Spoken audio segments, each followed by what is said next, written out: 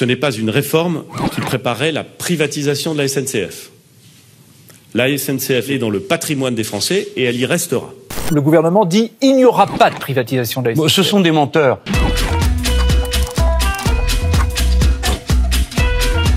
La réforme de la SNCF prépare-t-elle une future privatisation qui ne dirait pas son nom?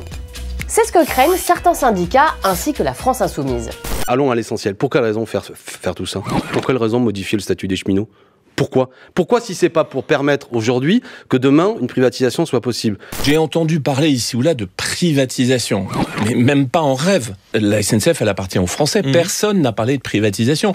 Privatiser, ça veut dire transformer une entreprise publique, c'est-à-dire appartenant à l'État, en entreprise privée, en vendant son capital à des investisseurs. Si une partie seulement du capital est vendue, on parle alors de privatisation partielle.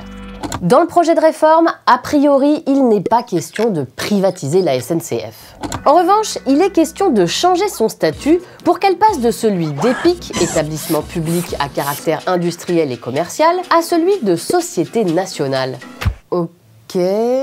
La SNCF deviendrait alors une société anonyme à capitaux publics, c'est-à-dire une société dont le capital appartiendrait entièrement à l'État, qui en serait donc l'unique actionnaire, mais qui serait régie par le droit privé. Comme Radio France, par exemple. Bon, eh bien la crainte de certains, c'est que l'État ne reste pas actionnaire majoritaire très longtemps.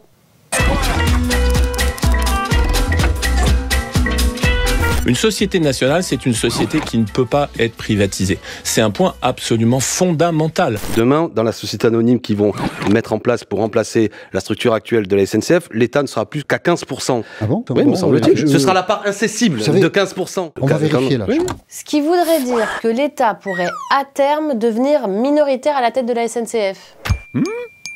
En fait, le problème dans cette histoire, c'est que c'est un peu parole contre parole. À Matignon, par exemple, on vous dira au contraire que si la réforme passe, 100% du capital de l'entreprise sera incessible, c'est-à-dire invendable par l'État.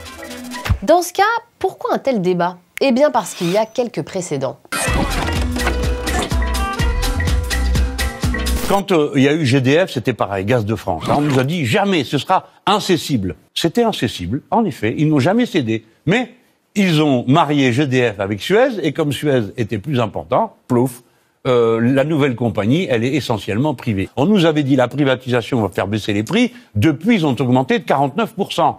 Ah, oui alors, il y a aussi un contre-exemple, celui de la Poste. En 2009, quand il s'est agi de changer son statut, il y a eu exactement le même débat qu'aujourd'hui avec la SNCF. Si on laisse faire les mesures du gouvernement, c'est-à-dire le changement de statut, ça sera en effet un processus inéluctable. À chaque fois on change de statut, au début c'est 100% public, puis au fur et à mesure on ouvre un petit peu le capital et ensuite c'est la privatisation totale. Sauf qu'aujourd'hui, 8 ans plus tard, la Poste est toujours à 100% public. 3/4 du capital appartenant à l'État, 1/4 à la Caisse des dépôts. Mais le principe d'une Poste restant dans le domaine public avait été inscrit noir sur blanc dans la loi votée à l'époque. Reste donc à savoir si la loi SNCF sera aussi claire sur le sujet.